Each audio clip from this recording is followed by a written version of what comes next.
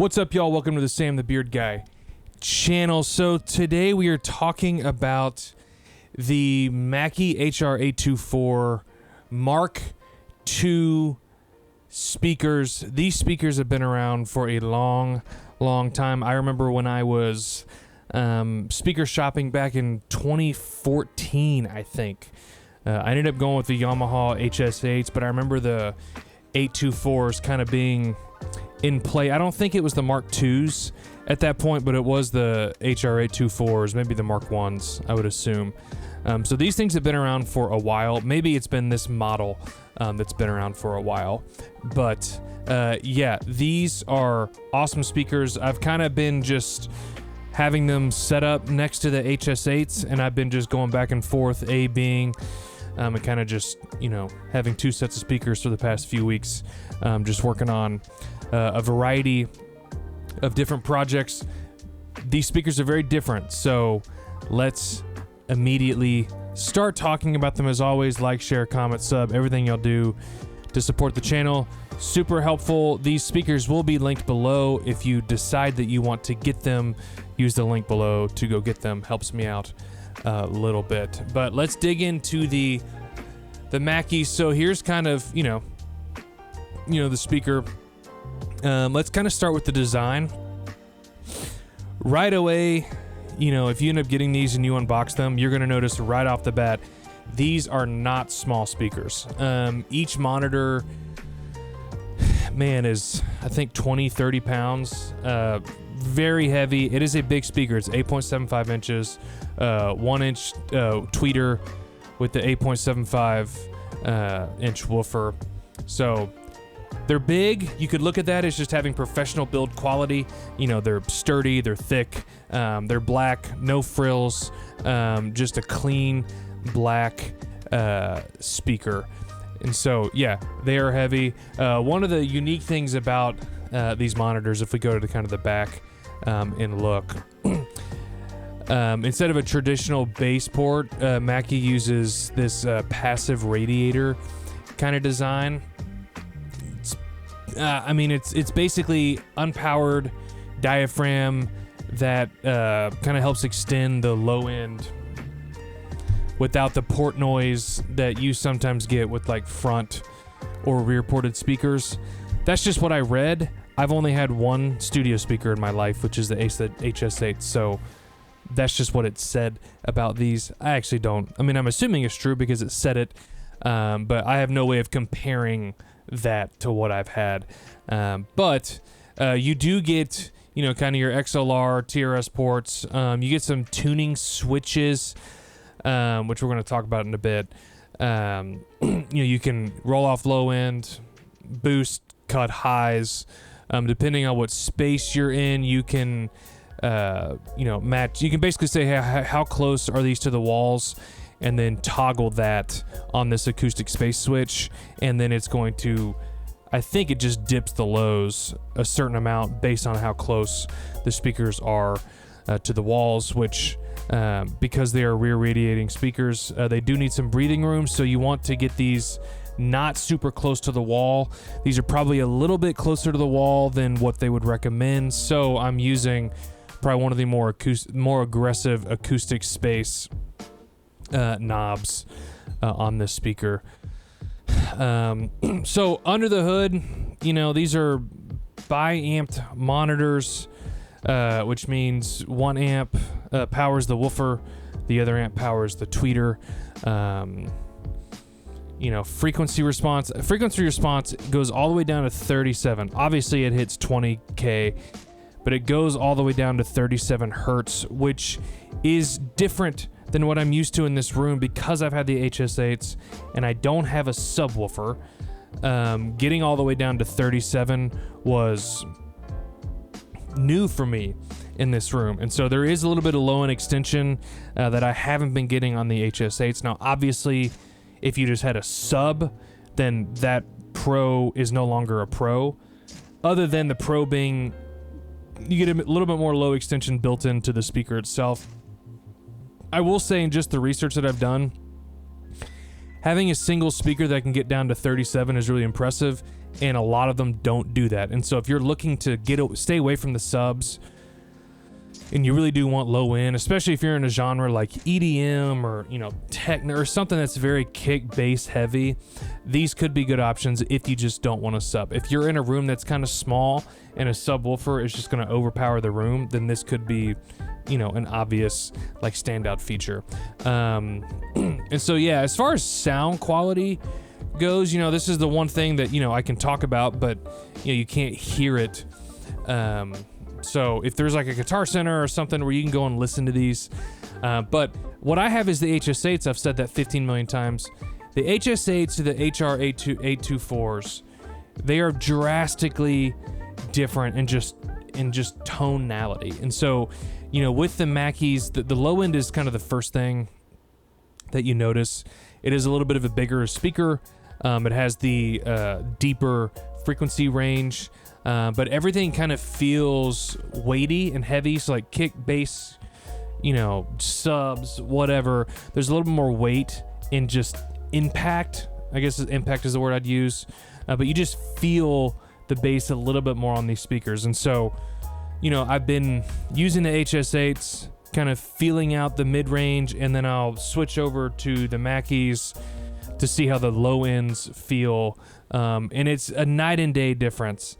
So if you're into using speakers to compare, these could be really helpful as just low-end reference monitors. Obviously acoustic treatment matters, space from the wall matters.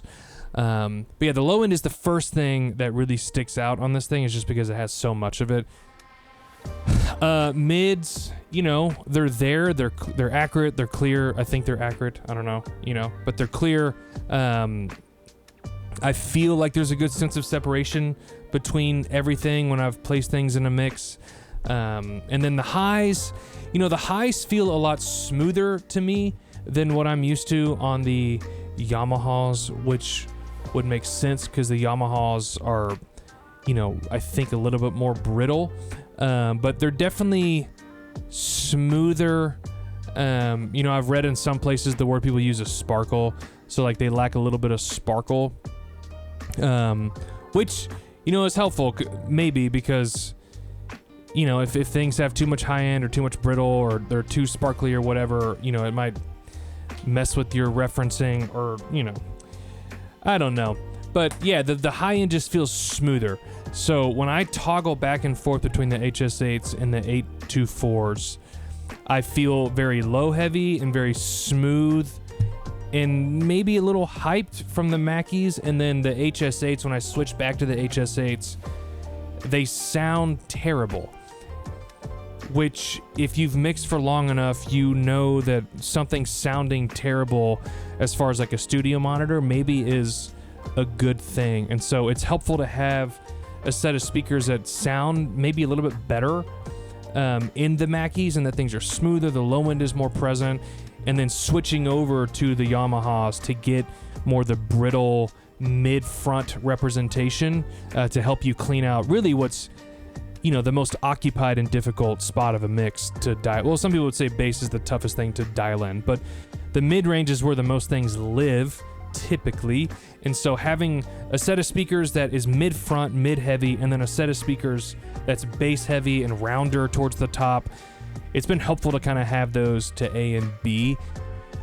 I will say, for what it's worth, when I've watched TV shows in here, I've found myself switching over to the Mackies. So that does tell you something about how good they sound. Again, that could be a good thing. It could be a bad thing. It just depends on what you're looking for out of your monitors. So yeah, I would say, these Mackies are kind of representing and occupying a space, that I don't currently have in my studio, which is just smoother highs, more bass representation, maybe a little bit hyped. Versus, again, I've said this 15 times in this video, but the Yamahas are just so mid-forward. And I've also spent a decade mixing and making music on these things. So it was crazy. The Yamahas have always felt normal to me, and then I plugged the Mackies in for like 10 minutes and switched over to the Yamahas, and I was like, oh my gosh, like there's so much mid in these Mackie or in these Yamaha's HS8s. And so again, you know, to each their own. I don't think, if I'm being honest, I would take the Mackies over the HS8s. I'd rather keep the HS8s and get a sub, which I know is more money. But I like how brutally honest the HS8s are. And I do think there is something to be said about how bad they sound compared to the Mackies. I know it's a really weird thing, and if you've never done like any type of mixing, or you're new to speakers or whatever, and you hear me saying, why would you want the speaker that sounds worse? More times than not, a speaker that's flat is going to sound worse because it's being more honest. It's not hiding problems. And so I don't think that I would take the Mackies just on their own. I do think they're a great B pair to a more mid-forward set of speakers. So that could be the HS8s, that could be any other, that could be mk2's, that could be anything. But I like having the mid-forward. And let me clarify, the reason I wouldn't want them over the HS8s is because of the genre of music that I'm typically working in. It's very piano heavy, more times than not. So I need mid-range representation in my speakers. I don't need as much low end. And so when I'm saying I wouldn't take the Mackies over the Yamahas, that's not me saying the Yamaha is better. That's just me saying for the genre of music that I'm doing, the Yamahas are probably a little bit better suited for that, speakers. So the Mackies kind of play that weird, kind of weird space. They are really big for B speakers, so it's also something you got to think about is how big they are. All right, so real quick pros and cons. I wrote these down. The Mackies, deep, extended low without needing a sub. Great imaging and separation. They're rugged, they're thick. They feel like they could get run over by a truck and be fine. I wouldn't try that, but that's how they feel. And while they are older, at least from my experience, they would still compete with modern monitors. Cons, they are big and heavy. So if you are in a smaller room, it might not be the right just size for your room. 8.75 is big for a small room.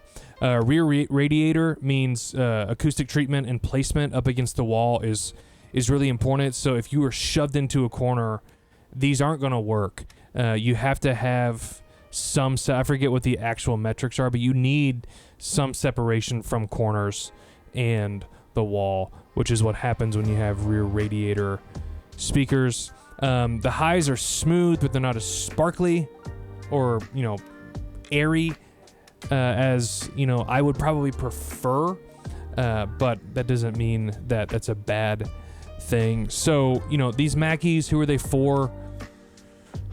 You got a big room, you got the treatment. This is a great way to get some really big sounding mixes without going out and spending, thousands of dollars. If you're mixing, bass heavy music, the EDM, the trap, whatever bass heavy music you can think of, these are going to translate well because they represent the lows, so great. So yeah, that's kind of my take on the Mackies. I don't think that I would own them just straight up over the HS8s, but I think they're both great speakers. They're probably the same. They're the same level of recommendation. It could just come down to room size, just some of the tangibles, like how much space do you have against the wall, how much room do you have, can you house 8.75 inch speakers, and then just genre of music. Do you already have a subwoofer? If you already have a subwoofer, you probably don't need the Mackies. The Yamahas or whatever else you have is probably great.